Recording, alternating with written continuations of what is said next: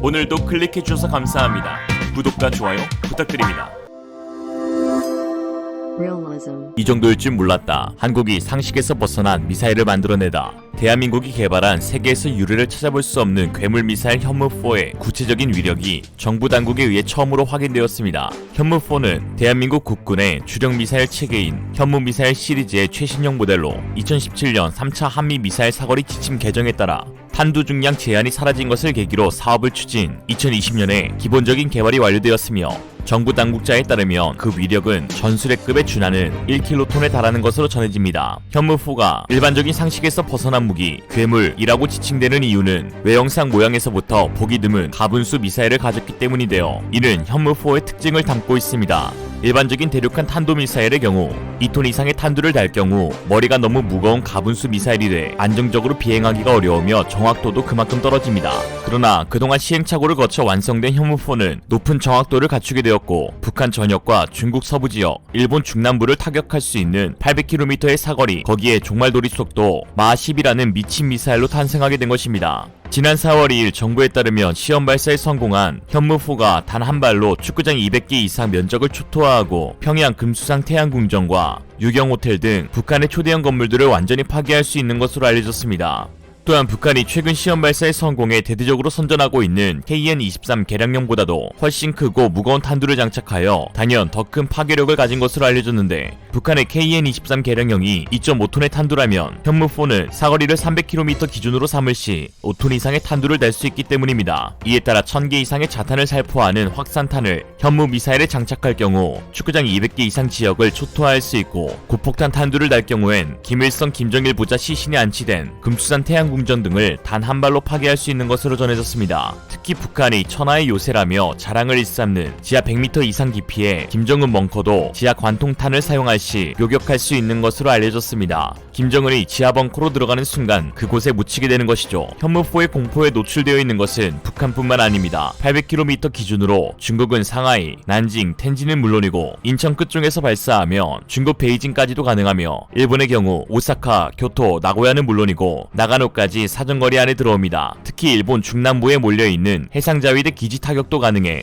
일본 해군이 보유한 군사기지의 80% 이상을 초토화시킬 수 있습니다. 일본 해상자위대 핵심 기지 4개 중 3개가 타격권 안에 들어오는데, 일본 히로시마형 구레시에 있는 구레기지와 교토부 마이주루시에 있는 마이주루 기지, 그리고 일본 야마구치현 이와쿠니시에 위치한 이와쿠니 해군 비행장이 그 대상입니다. 특히 구레기지는 1개의 총관부, 2개 사령부, 소해대군, 잠수함 사령부를 포함한 잠수함대를 보유한 일본 최대 해군 기지이자 최대의 군항이며 그리고 최대의 군창 도시입니다. 태평양 전쟁 말기 미군은 이곳을 핵심 타격 지점으로 지정 공습하였고, 당시 패배로 세계 3위의 해군력을 자랑하던 일본 해군은 사실상 전멸하였습니다. 이렇듯 현무4는 북한뿐만 아니라 중국과 일본에게 있어서 파해법이 없는 필살 무기로 자리잡고 있는데요. 특히 한국은 올해 1월 국산 잠수함 발사 탄도미사일 지상사출 시험을 성공적으로 완료하면서 본격적인 SLBM 개발국으로 올라섰습니다. SLBM은 잠수함에서 발사되는 전략무기로 한국이 최종 시험 발사를 마치면 세계 8번째 개발국이 됩니다. 전문가들에 따르면 한국형 SLBM의 사거리는 현무4의 개발에 맞춰 별다른 문제 없이 사거리 800km와 탄두 중량 1톤급을 확보했을 가능성이 크다고 분석하였는데요.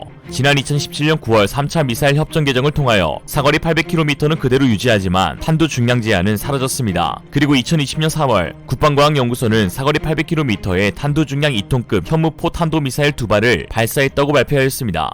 이것을 보면 국방과학연구소가 한미미사일 협정이 개정된 이후 무려 2년 6개월 만에 현무4 탄도미사일을 개발했음을 의미합니다. 군사 전문가들에 따르면 현대식 탄도미사일을 개발하는 데는 최소 5년 이상, 통상 7년 이상의 시간이 소요된다고 하는데, 이에 한국이 사전에 협정 개정을 예측하면서 탄도미사일 개발을 수행했음을 알 수 있습니다. 일각에서는 공식 발표에서는 지침 개정을 의식해 사거리를 축소 발표한 것일 뿐 중량 2톤의 800km 이상 사거리를 확보할 수 있는 기술력은 이미 갖췄다고 말합니다. 고로 국내의 우수한 기술력까지 고려할 경우 KSLBM도 사거리 800km급의 탄두 중량 2톤급을 확보했을 가능성이 매우 높습니다. 국내의 미사일 전문가들은 국가기밀상 차마 모든 것을 이야기하진 못하지만 한국의 고체 로켓 기술은 미국과 비교해도 크게 뒤떨어지지 않으며, 그리고 탄도미사일 기술력 면에서 북한과 비교해 최소 10년 이상의 기술 우위를 자랑하고 주장하고 있습니다. 작년 현무4의 개발을 공식화하는 기자회견에서 국방부 장관은 세계적 수준의 정확도와 파괴력을 갖춘 지해공 정밀 유도 무기를 보유하게 되었다고 말하며 곧이어 극초음속 미사일 개발을 천명하였습니다. 곧 부스트 글라이드 체계화인데요. 한국형 부스트 글라이드 체계가 2023년까지 개발이 완료되며 이어서 추가 개발 과정을 거쳐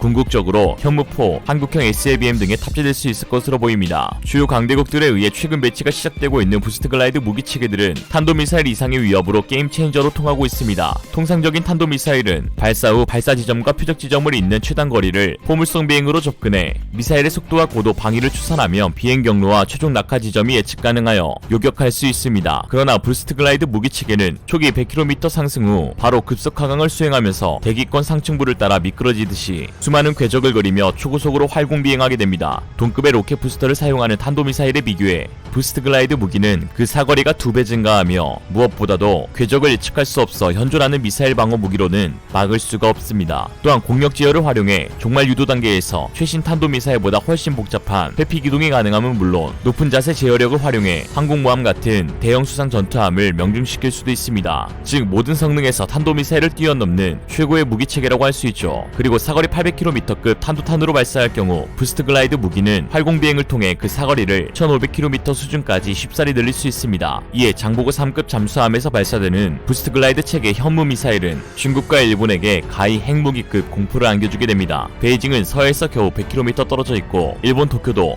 동해에서 겨우 200km 떨어져 있습니다. 장보고 3급의 우수한 정수성을 고려하면 양국 수도에서 500km 떨어진 해역까지 접근하여 부스트 글라이드 무기를 발사할 수 있을 것입니다. 이렇게 근거리에서 부스트 글라이드 무기가 발사될 경우 적군은 이를 사전에 조기 경보할 수 없고 설사 파악하였다 해도 일본이 보유한 SM-3로는 요격 불가입니다. SM-3는 최소 요격 고도가 80km 이상인 것과 비교해 부스트 글라이드 무기는 60km 정도의 고도에서 비행하므로 요격 범위를 벗어나고 어찌어찌 운 좋게 중국과 일본이 S-300, PMU-1과 패트리어, PAC-3를 활용해 1회의 종말 요격에 성공한다 하더라도 장보고 3급은 모델에 따라 6에서 10발의 부스트 글라이드 무기를 운반할 수 있습니다.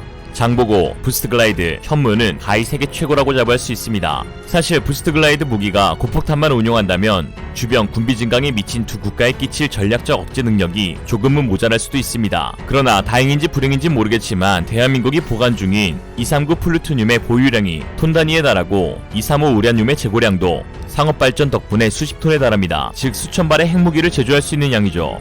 한국의 저명한 원자력 전문가인 서균열 서울대학교 원자핵공학과 교수에 따르면 우리나라에는 이미 5년 동안 사용할 핵연료가 들어와 있고 북한처럼 원심 분리기 2000기를 돌리는 20세기 기술이 아니라 레이저와 반도체 등 21세기 첨단 기술로 한국은 핵무기를 만들 수 있습니다. 60%의 우라늄은 정지되어 있는 발전소에서 추출해 사용하면 되고 플루토늄은 월성 1, 2, 3, 4, 5기에 항상을 하지 못할 만큼 쌓여 있습니다. 이 양은 4500기의 핵무기를 만들어낼 수 있는 양입니다. 일본보다 플루토늄이 더 많기 때문에 일본이 두려워하는 것이죠.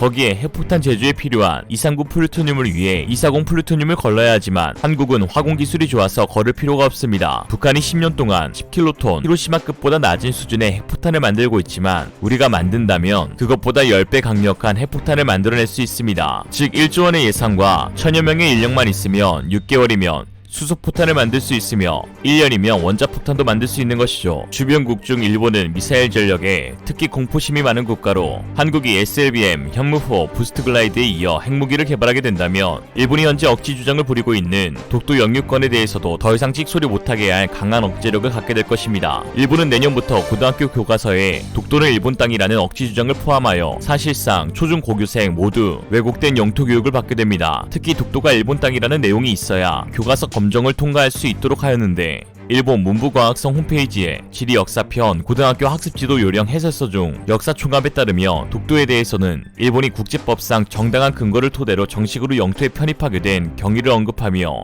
이들 영토에 대한 일본의 입장이 역사적으로나 국제법상 정당함을 이해할 수 있도록 한다 라고 적혀 있습니다. 참 많이 빡치는데 독도는 분쟁 지역이 아니라 분명한 대한민국의 땅입니다. 국제법이고 나발이고 대한민국 땅을 자신들의 땅이라고 하는 것은 명백한 침탈 행위입니다. 일본이 독도를 빗대어 부르는 말인 다케시마를 거꾸로 읽으면 맛있겠다입니다. 단어에서부터 일본의 야욕이 드러나는 것이죠. 독도를 집어삼키려 입을 벌리고 있는 일본에게 현무4라는 매운맛 탄두를 보여줄 때가 온 것이 아닌가 합니다. 이상으로 리얼리즘이었습니다. 여러분의 생각은 어떠신가요? 현명하고 지혜로운 여러분의 의견을 지금 댓글에 남겨주세요. 감사합니다.